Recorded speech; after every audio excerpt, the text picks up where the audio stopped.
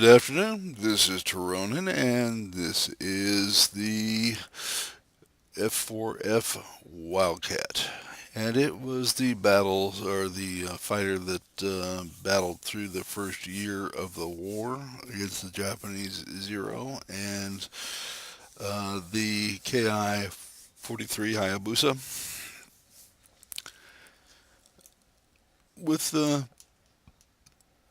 some success, actually. Contrary to popular belief, it was a competitor to the Zero, and used correctly, it was very handy. What were its advantages that gave it the ability? It was the only aircraft in in that stage of World War II that had a 1-to-1 victory ratio with the Zero. What were the factors that allowed that? Well, a couple of things. The F4F was a Grumman design, and Grumman had built this thing as an aircraft carrier from the very beginning.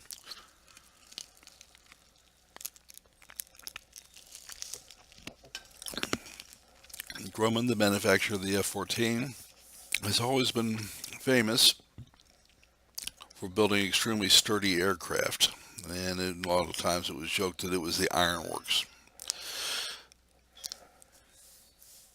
As such, it was able to absorb a lot more damage than the Zero.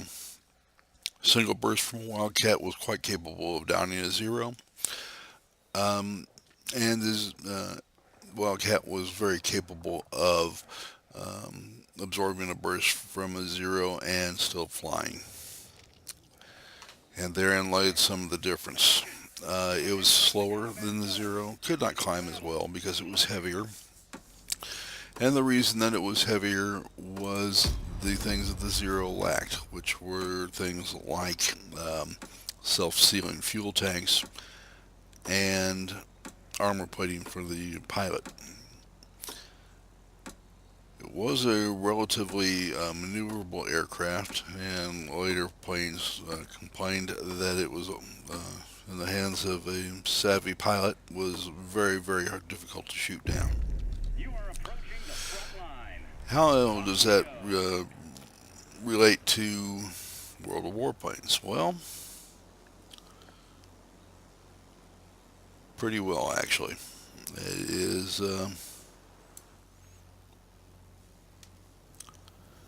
very maneuverable. It is not anywhere near the class of the Zero because it is a multi-role fighter, which means it is heavier. And it has 4 machine guns, typically, in its configuration.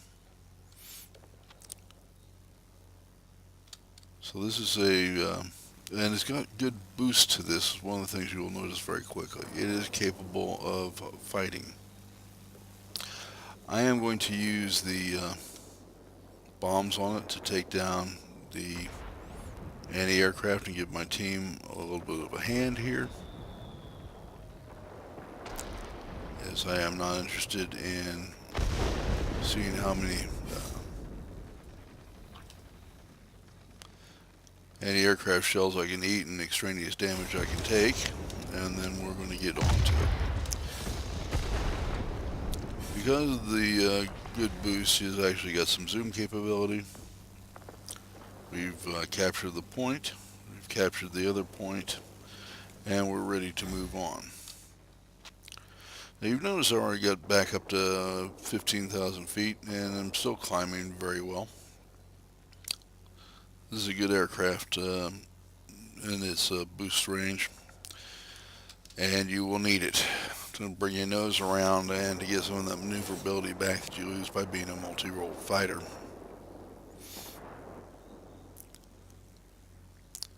So let's go on over here and we'll see what we can actually do. My bombs haven't regenerated once. One thing I will tell you and pass on that I've learned is to make sure that you have expended your bomb load or your rocket load.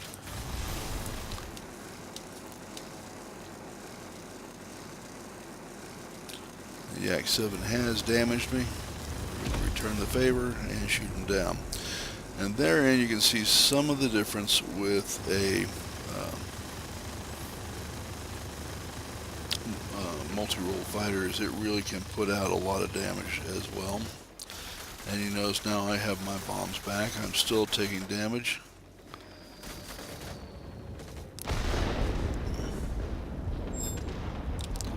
Laid 2 bombs out.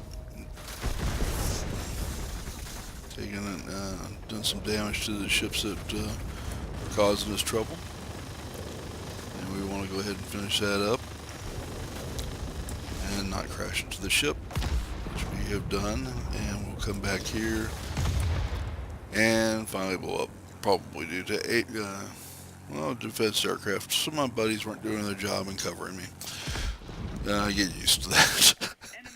I hate to say it, but it's like World of Warships. You can control yourself, but you can't control your teammates. Keeping a good sense of humor and not getting salty on the channel will both help your attitude and will allow you to keep going forward. As you can imagine, being a content provider for this particular platform, it is, I play a lot of World of Warplanes. So I find that it really does help quite a bit to maintain a very good attitude and not to let the little things get to you. Alright, so we continue on here. We've captured that and we need to move on.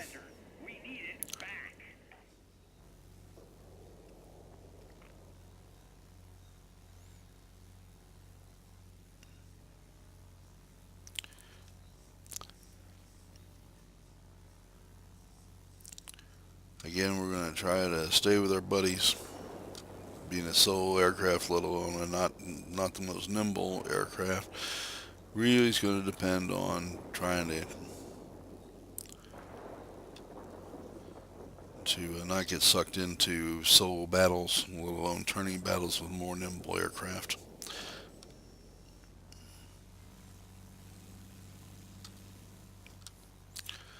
To the degree that we're going to be successful here, I'm not counting a whole lot, and I'm not going to try to get into a high altitude contest with a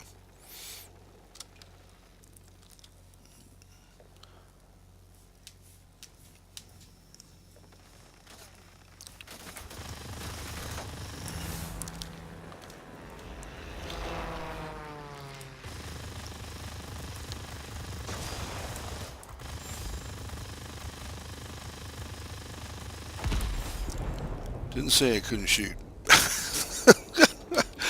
Okay, we are going to have additional battles whether we like it or not, so we might as well just go ahead and get into it.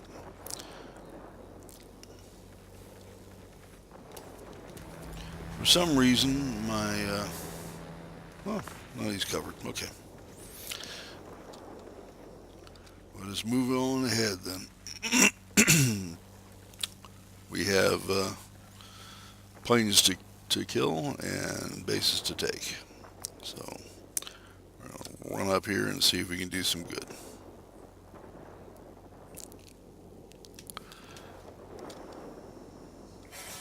Be advised, a line of thunderstorms is approaching. We'll soon be unable to provide support. Do you copy? Over.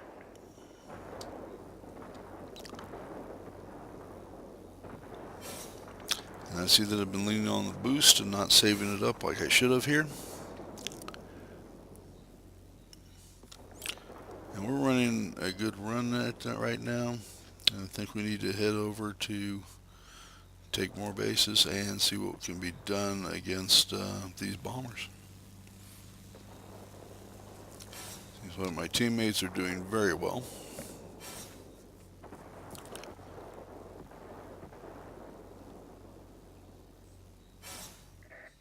That's it. There's no way to break through to you now. You're on your own. Keep it up. Victory is almost ours. We're going to run over to the enemy fighter base, see if we can do some damage there.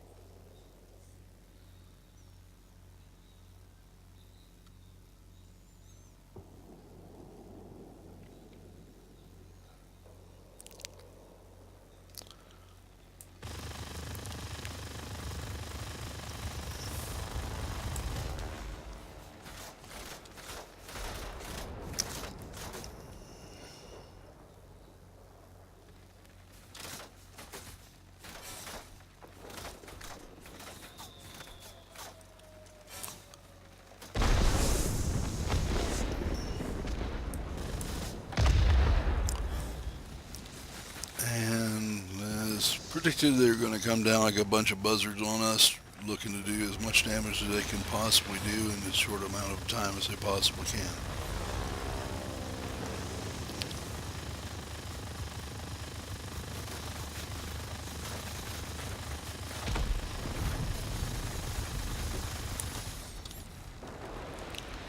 Turning circle in this is not bad at all for a multi-role fighter. Impressive, actually. It is not going to make anybody think they're in an AM60, but as such things go, better than most. Better than most. It's obviously able to take a great deal more damage than a fighter, and it's quite capable of handing out a steady stream of damage. Again, it's not going to make anybody think of a P-38 class aircraft where you've got 450s and a 20 mounted around a central cluster that have no divergence, but it's more than sufficient to deal out plenty of damage. What I like about the aircraft is the long boost, 10-second boost on there. It gives it a little bit of boom and zoom. It is able to take care of itself. As long as you keep your distance from other planes, you can quickly take down another plane. Again, a legacy of the being a multi-role fighter. It comes with 2 bombs, and then, as you can tell later, um, that let's go to the upgrades section here. They can come with a couple of with 6 high-fire rockets, which will actually help you quite a bit in the land attack role. One of the more frustrating things with having only a pair of bombs is you can't really work over a cap that you want to capture with a pair of bombs. You can only take out um, at best 2 targets, and if you run across, for instance, the ships, you can only take out 1, and then you'll have to come back and strafe if you want to take out the other one, or as you saw me do, drop 1 bomb and straight and 1 on the other, and then come back and strafe them to finish them up. Um, so that's the F4F for you. It's a good sturdy aircraft. Um, Not a bad row to hoe at all, in the fact that you've got good maneuverability, not great maneuverability. You've got decent speed, not great speed. And it's got decent firepower, though not great firepower. In every way, this is a transitional aircraft, but why go through this? Well, let me show you. When you go to